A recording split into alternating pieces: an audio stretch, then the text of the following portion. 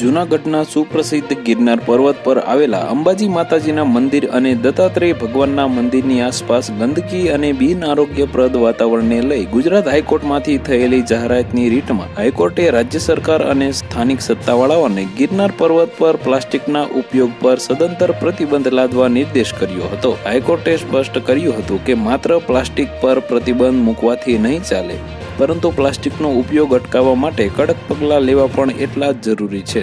ગિરનાર પર અંબાજી માતાજીના મંદિર અને દત્તાત્રેય ભગવાનના મંદિરની આસપાસની ગંદકી સહિતની તમામ સમસ્યાઓનું નિરાકરણ કરવા સરકાર અને સ્થાનિક સત્તાવાળાઓને હાઈકોર્ટે કડક તાકીદ કરી હતી। કેસની સુનાવણી દરમિયાન હાઈકોર્ટે જૂનાગઢ કલેક્ટર સહિતના અનેક સત્તાવાળાઓની કામગીરી સામે પણ સવાલ ઉઠાવ્યા હતા।